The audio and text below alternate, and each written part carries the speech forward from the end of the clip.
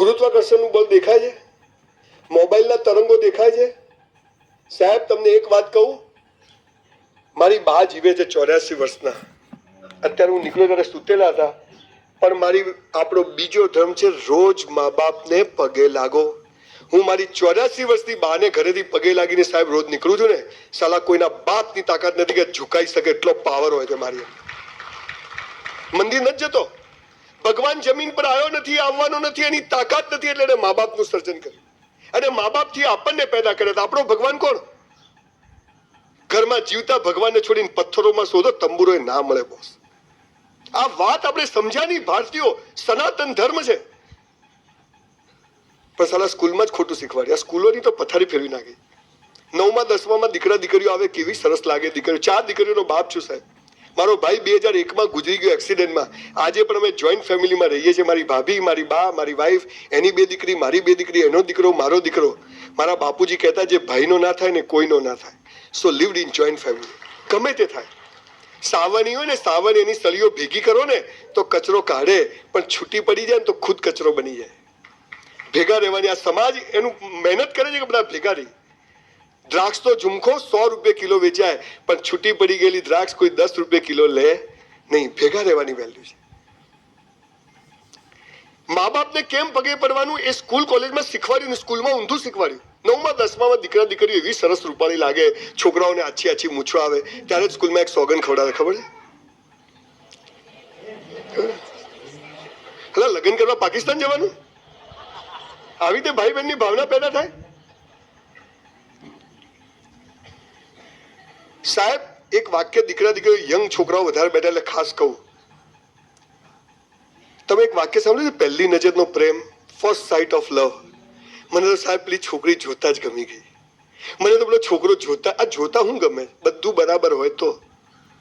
કોઈને લૂલી લંગડી છોકરી ગમે, પપ્પા કાણી જોડ પરણાવો.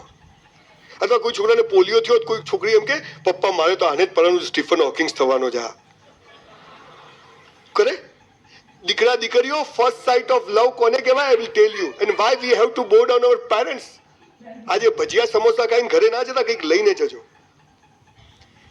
જે બધું બરાબર હોય થાય ને પ્રેમ નથી. સેક્સ અને સેક્સ બજારમાં પૈસાથી વેચાતો મળે, પણ પહેલી નજરનો પ્રેમ કોને કહેવાય? વાય વી હેવ ટુ બો down parents. I will tell you. આપણે જયારે માના પેટમાં હોઈએ ને, આપણી બાને ખબર નથી છોકરો છે કે છોકરી છે, ડાયો છે કે ગાળો છે, ધોળો છે કે કાળો છે, બહેરો છે કે બોબડો છે, મોટો થઈને કેવો નીકળશે, કેવી નીકળશે, સામે બોલશે નહીં બોલશે. અને આપણું મોઢું જોયા વગર આપણી મમ્મી આપણા માટે લંગોટ, બાળોતી અને ગોદડીઓ બનાવીને રાખે ને, એને પહેલી નજરનો પ્રેમ કહેવાય છે. This is first site of love. And for that reason we have to બો ડાઉન ધેમ. તમે લોકો ચાહો છો કે વાગડ સમાજમાં મારા 7 લેક્ચરો હોય છે અલગ અલગ વિષય પર? બીજી વાર આવું એવું તમે બધા ચાહો છો? આઈ પ્રોમિસ યુ કે વર્ષમાં એકવાર બોલાવશો તો આવીશ. પણ હું એમને નહીં આવું. અહીંયા એટલા જ લોકોને બેસાડીશ જેટલા લોકો મા બાપને પગે લાગતા હોય. રણમાં ખેતી કરતો નથી, હું ફળદ્રુપ જમીનમાં કરું છું. તો આજે શું કરવું પડે? આજે આ સમાજ અહીં ઠરાવ કરશે, સાઇન કરાવો બધા જોડે, અને મનથી નક્કી કરી કે આજથી આપણે મા બાપને પગે લાગશું. અચ્છા તમે બધા ઘરે જઈને પગે લાગશો, શું છે? પૈસા નહીં મળે હો બેટા. હાલો કે વાલીઓ વાલ્મીકી ક્યાંથી થઈ ગયો? આપણે 2 હાથ ઊંચા કરી અને મનમાં એવું નક્કી કરીએ કે આજથી મા બાપને પગે લાગશું. આજે સાહેબ આટલું તો કરીએ આપણે. ચલો ત્યારે 2 હાથ ઊંચા કરો. ભાઈ ફોટા પાડી લો મારા ની આ લોકોના. ભૂલો ભલે બીજું બધું, મા બાપને ભૂલશો નહીં. અગણિત છે ઉપકાર એના, એને વિસરશો નહીં. લાખો લડાવ્યા લાડ તમને, કોડ સૌ પૂરા કર્યા.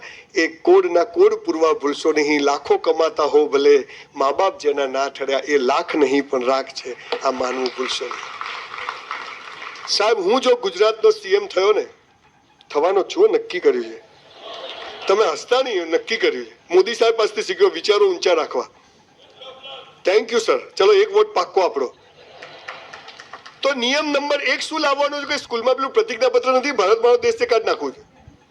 અને આ લાવવું છે, ભૂલો ભલે બીજું બધું, મા બાપને ભૂલશો નહીં. દીકરા દીકરીઓ 94 જેમ જેમ ટકા વધે ને, મા બાપને વધારે પગે લાગજો. અને સાહેબ તમારા કારણે તમારા મા બાપની આંખમાં એકવાર આંસુ આવી ગયા ને, દુનિયાની સાલી નર્કમાં પણ જગ્યા નહીં મળે બોસ. એકવાર તમારા મમ્મી પપ્પાની આંખમાં તમારા કારણે આંસુ આવી ગયા, આ કામ કરશો નહીં. અને બીજું, મા બાપને પગે ના લાગો તો કઈ નહીં, પણ એવું કોઈ કામ ના કરતા કે તમારા મા બાપને કોઈને હાથ જોડવા પડે, એવું કોઈ કામ ના કરતા. આ વાત યાદ રાખજો. આજે તમે બહુ સરસ સ્કોલરો ભેગા થયા છો. આ આપણો બીજો ધર્મ છે. ત્રીજો ધર્મ, સારા શિક્ષકોને પગે લાગો, સારા ગુરુઓને પગે લાગો, જેને તમારું જીવન બદલવામાં રસ છે, જેના શબ્દોથી તમારા જીવનમાં પરિવર્તન આવે છે, એને પગે લાગો. એના વાઇબ્રેશન હોય છે જેમ મા બાપના વાઇબ્રેશન હોય છે. ચોથો ધર્મ, રોજ કસરત કરો. Your body must be in good shape. પાન મસાલા ગુટકા આટલે પેન્ટ પહેર્યો. લો વેસ્ટ, હાલ તારે વેસ્ટેજ ક્યાં છે? ખેંચો તો ઉતરી જાય, કૂતરું પડે તો કેટલે કડી જાય. દીકરા દીકરીઓ કસરત કરો. જમવાનું રાખ્યું ચાલ? હા, જોજો હમણાં આખી ડીશ ભરશે હો. ભજીયા, સમોસા, દાળ, કઢી, બાસુંદી. પછી કે ગેસ થઈ ગયો, બાટલો થઈ જશે. હાલા ગેસ નહીં, તું કસરત કરો સાહેબ. ઈશ્વરે આ જેવું આપ્યું છે આવું ના આવું એને પાછું આપવું છે, આનાથી મસ્ત આપવું છે. હું જાડા પતલાની વાત નથી કરતો, જીરો ફિગર નહીં, ફિટ હોવા જોઈએ. આપણી બેગ જાતે ઉપાડી શકીએ, આપણું કામ જાતે કરી શકીએ, ગમે તેને ફેટ પકડી શકીએ. આવા મજબૂત બનો, શક્તિશાળી બનો. છોકરીઓ તો પથ્થરો મારે આટલે પડે. પેલો મને હેરાન